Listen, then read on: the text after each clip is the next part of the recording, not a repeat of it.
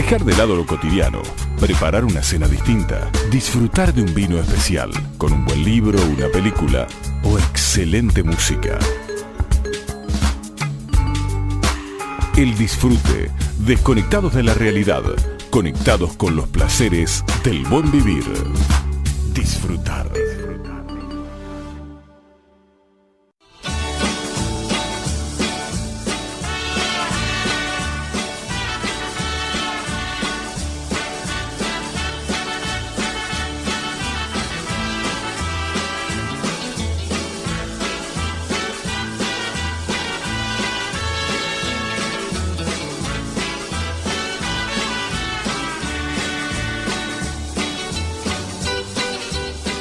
Y sí, señores, como bien lo dijimos desde el principio del programa, que estamos ya conectados con México.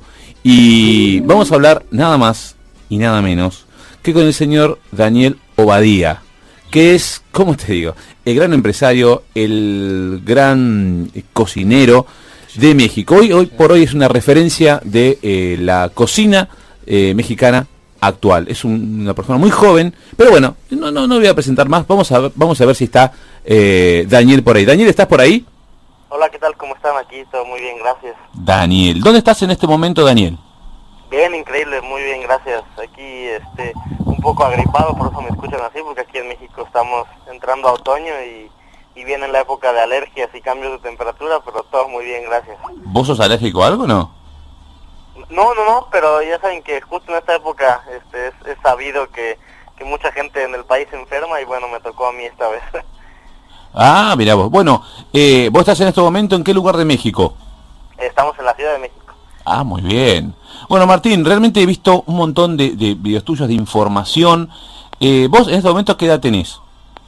Yo tengo 29 años. Claro, ahora ya tenés 29 años. Yo estuve viendo, digamos, videos tuyos que empezaste de muy jovencito, empezaste haciendo de todo en la cocina. Lo único que, viste, la gente siempre está con el tema de los títulos, dice, no tiene título, pero vos tenés el título que te dio la vida misma, o sea, has estudiado in situ todo lo que pudiste asimilar y me suena como que sos un tipo que asimila todo lo que le va pasando, ¿no? Y lo va aplicando a lo que hace. Contanos un poquito cómo es esta filosofía tuya de vida. Sí, bueno, yo tuve la oportunidad de tener, yo digo, dos carreras, ¿no? Una la licenciatura y una la carrera de vida, ¿no?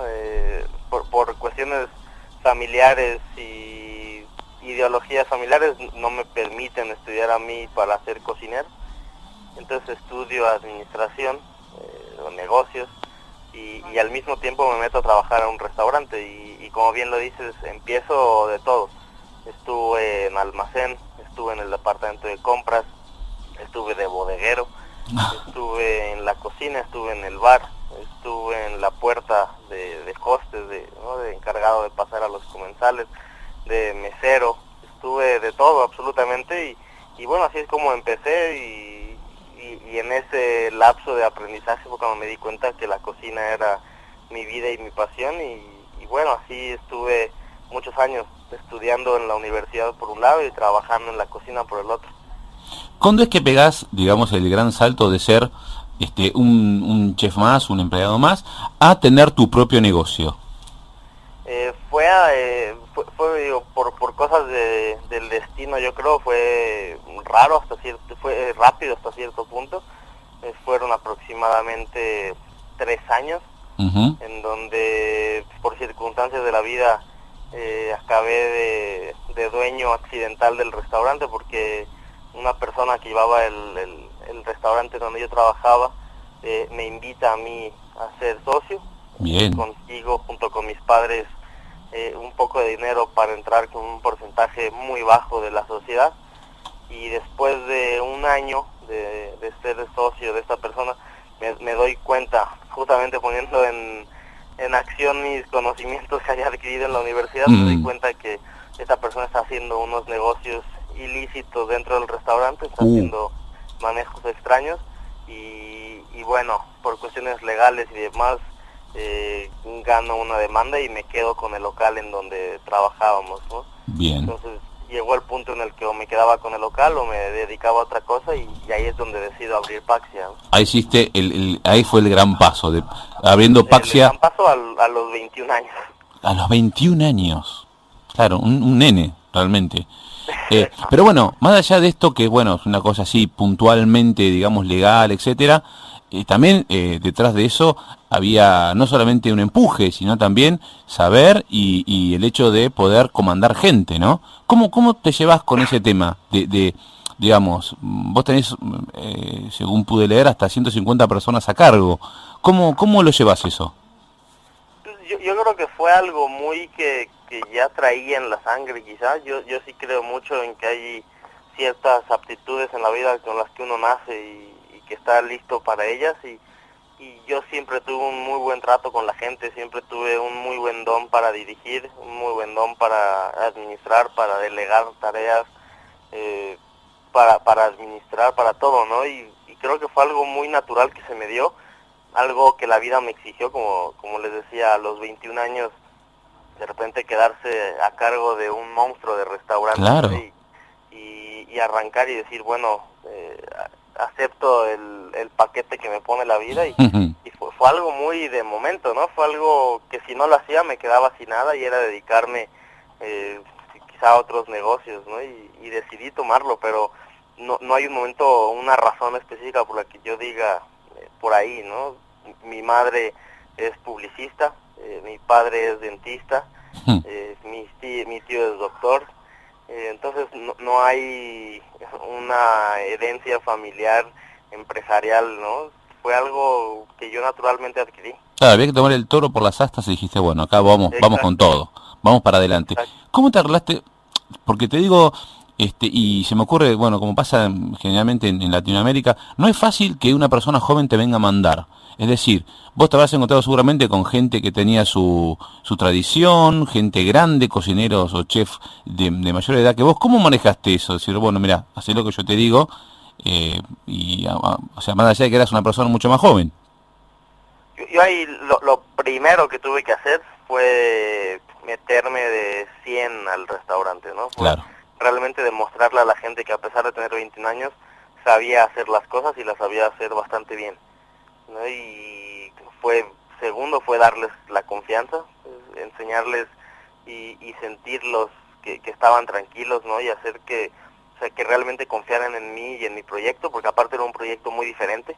Era un proyecto de cocina mexicana atrevida, un proyecto de cocina mexicana novedosa, nueva, vanguardista. Era algo que nunca había pasado en México, ¿no? Entonces, hacer que tanta gente confíe en ti, en tu proyecto, eso fue donde fue más complicado, y bueno, lo logré, y tengo gente increíble a mi lado, tengo gente que hasta la fecha, después de esos 8 años, siguen trabajando conmigo, y bueno, creyeron mucho en mi proyecto.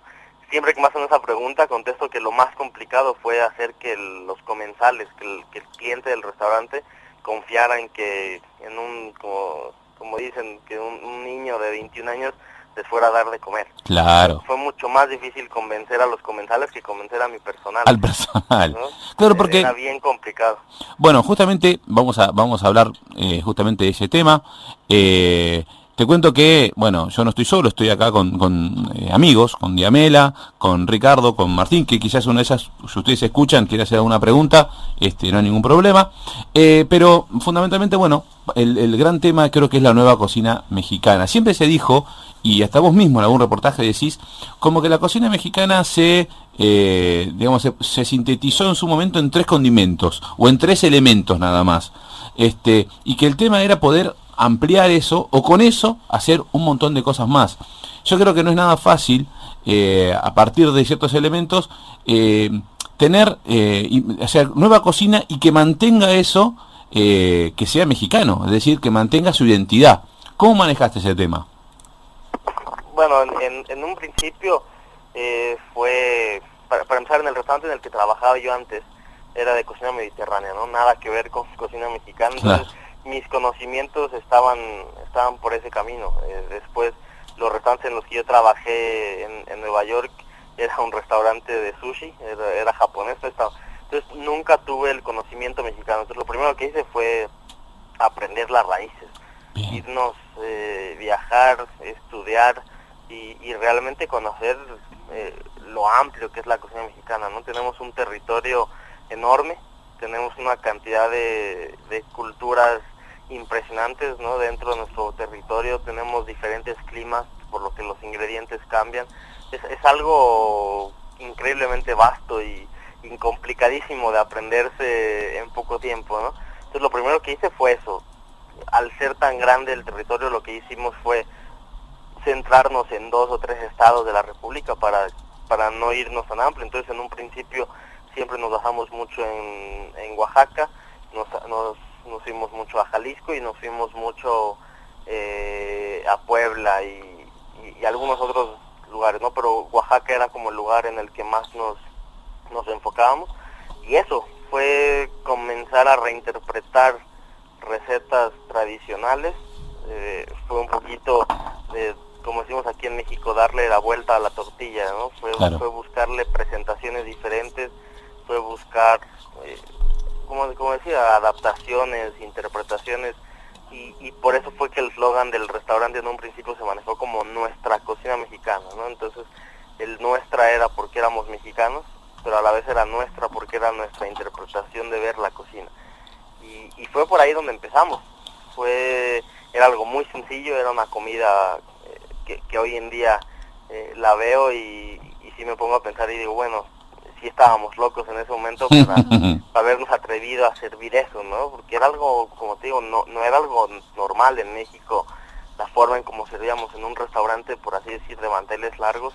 No era normal que te sirvieran en barro, no era normal que te combinaran ingredientes extraños como la guayaba con el foie gras, pero la guayaba era un refresco mexicano muy famoso aquí, pero que toma la gente de bajos recursos, pero que te lo pusieran en un restaurante de ese tipo. O sea, empezamos a hacer muchas cosas que dio de qué hablar en medios nacionales e internacionales, ¿no? La gente no entendía qué era lo que estábamos haciendo y fue por ahí, pero en un principio fue 100% reinterpretar recetas tradicionales mexicanas, ¿no? Por ahí era el primer paso del restaurante. Vos, Daniel, ¿qué te considerás? Yo te escucho y yo digo, este tipo es un nerd de aquellos, o sea, agarraste los libros, ¿no? Y sos un tipo hiperactivo, debe ser difícil laburar con vos, una persona que no para nunca, pero yo pienso que tuviste, no sé si, eso decímelo vos, o sea, fue suerte, fue todo muy pensado, cuando llegaron los premios, ¿cómo fue el tema? Dijiste, bueno, vamos por esto y te salió bien, o dijiste, no, mira, vamos por acá a ver qué pasa.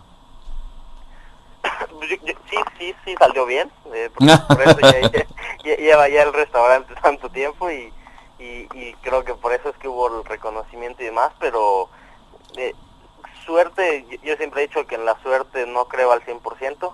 Mi padre se enoja conmigo cuando digo eso porque me dice que nunca hay que desafiar a la suerte, y creo que tiene razón, ¿no? Siempre en la vida creo que hay que tener un toquecito de buena fortuna y de suerte, ¿no? Pero creo que fue muchísimo trabajo, creo que fue un trabajo interminable de horas y horas y horas de estar buscando por dónde ser diferentes y por dónde buscar el camino que era el correcto para llegar a ser grandes, ¿no? Y hubieron muchos cambios, hubieron muchos comensales enojados, hubo mucha crítica negativa, hubo mucha gente que no entendió el concepto. Plato por la cabeza. Sí, fue como decimos, picar piedra, ¿no? Fue realmente un trabajo. Hoy la gente ve al Paxi en el lugar en donde está y justamente piensan, quizá fue suerte, quizá fue todo, pero se les olvida que ya vamos a cumplir los 7 años, o que ya cumplimos los 7 años y que ha sido un trabajo. Claro, que nada es gratuito en realidad. Hay un tema aquí hay un tema de los cafres que dice la suerte es amiga de la acción, y es tal cual. Si no le ayudas a la suerte con acción, no pasa nada. Daniel, nosotros tenemos nuestro chef, ¿no? De siempre, con el cual yo hablaba antes de comenzar la nota con vos, que es nuestro chef Martín Persia, que quiere hacerte una pregunta. Martín. Claro que sí. Daniel, buenos días primero. Hola, ¿qué tal? Te hago una cosa sencilla. ¿Cuál es tu plato que vos decís, este es mi plato estrella, que me costó madurarlo, que decís, bueno, esta es mi creación por ahora, ella que me siento completo? O sea, escucho muy, muy, muy lejos. Lo que te preguntaba Martín es cuál es tu plato estrella. Bueno, algo que ha tenido el restaurante de un tiempo aquí es que el menú va avanzando demasiado rápido, ¿no? El menú tratamos que cada 4 o 5 meses vaya teniendo una evolución, entonces me es muy complicado de repente convivir con mis hijos tan poco tiempo y encariñarme de ellos, ¿no? He tratado de, justamente un error que cometíamos en el restaurante cuando recién abrimos es que le agarrábamos mucho cariño a ciertos platillos y los dejábamos los dejábamos mucho tiempo en el menú y poco a poco aprendimos a quitarle afecto para poder después tener el valor de separarlos de la carta, ¿no? Pero ha habido muchos platos a lo largo de los años del restaurante que yo les he agarrado un inmenso cariño, pero creo que hoy en día hay uno en particular que nos ha dado mucho de qué hablar a nivel nacional e internacional y es la careta del chancho, del lechoncito, del pequeño, o sea, toda la parte de la cabeza, que antes era un producto que en muchos restaurantes tiraban, ¿no? Prácticamente no se utilizaba o simplemente no se lo pedían al proveedor, entonces nosotros comenzamos a utilizarlo y le damos una textura crujiente bastante agradable. Viene con un poco de guacamole, que es el aguacate con cilantro, cebolla, un poco de chile verde. Pero aquí lo que hicimos fue, encontramos una técnica en el restaurante que después de muchísima investigación, porque tenemos ahí un laboratorio de desarrollo y de investigación para nuevas técnicas y nuevos ingredientes, platillos, en donde encontramos que cocinando de cierta forma la yema de huevo, podíamos conseguir que ésta soportara hasta 180 o 200 gramos en la parte de arriba sin reventarse, ¿no? Y aún seguir líquida por dentro. Entonces lo que hacemos es cocinamos esta yema de huevo, la cubrimos con el guacamole, se le pone encima un poco de esta careta del lechón, se le pone sal, tortillas de maíz, un poco de rábano picante, cebolla, cilantro, y queda un domo hermoso cubierto y cuando la gente lo revienta, cuando la gente lo come, se da cuenta que en la parte de abajo viene una yema de huevo completamente líquida, ¿no? Entonces es impresionante ver que un plato puede tener todo eso encima. Claro, como una sorpresa.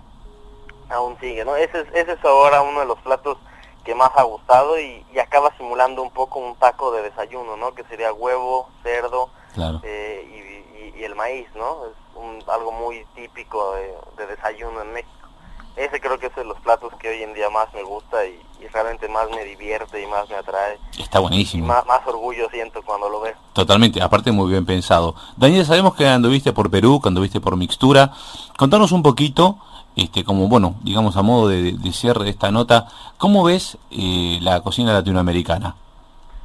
Bueno, en un ascenso impresionante. Creo que como latinoamericano que soy, me siento muy orgulloso de ver lo que se está haciendo. Ahorita lo que vivimos en Mixtura fue algo realmente espectacular, ¿no? Ver la cantidad de ingredientes y también culturas demás que tenemos en Latinoamérica es algo fuera de lo normal. Ver cuántos cocineros peruanos, argentinos, brasileños, mexicanos, venezolanos están saliendo a la luz a nivel mundial, es impresionante, me llena muchísimo de orgullo y como digo, ya no como mexicano sino como latinoamericano. Tuve el gusto ahora de estar con un cocinero argentino que está en Francia, cocinerazo, con Mauro Colagreco, que sí, Mauro Colagreco, amigo del programa. Impresionante, estuve con él y bueno, es un crack de cocinero, ¿no? Y bueno, en Francia se ha convertido en todo un ícono ya con sus 3 estrellas Michelin y en el puesto me parece número 22 del mundo, algo impresionante, ¿no? Y lleno de orgullo saber que es latinoamericano, ¿no? Tal cual. Bueno, Daniel, te agradecemos mucho este contacto. Realmente, bueno, nos has dejado un par de cositas para pensar. Y desde ya, bueno, esto que no se corte, nosotros queremos seguir en contacto con vos. Así que, bueno, que siga todo bien. Adelante, seguí así con tu filosofía de vida. Seguramente con tu forma de ser, bueno, baja un poquito los decibeles, pero dale para adelante porque realmente sos un ejemplo de juventud, de empresario joven, Y la verdad, bueno, fue un placer hablar con vos. Muchísimas gracias a ustedes por la invitación y un verdadero gusto. Y bueno, a Argentina en particular le tengo un cariño muy especial. Mi mujer es de Corrientes, entonces mira. le tengo un cariño muy muy grande. Y el programa de cocina, de Hombres en la Cocina, lo grabamos en Buenos Aires, entonces siempre he tenido particular aprecio con Argentina, ¿no? Buenísimo. Bueno, nos vamos escuchando con México en mi piel, ¿verdad? De Luis Miguel, así que te lo dedicamos a vos también, Daniel. Te mandamos un abrazo, muchísimas gracias. Un abrazo, chao. Disfrutar. El disfrute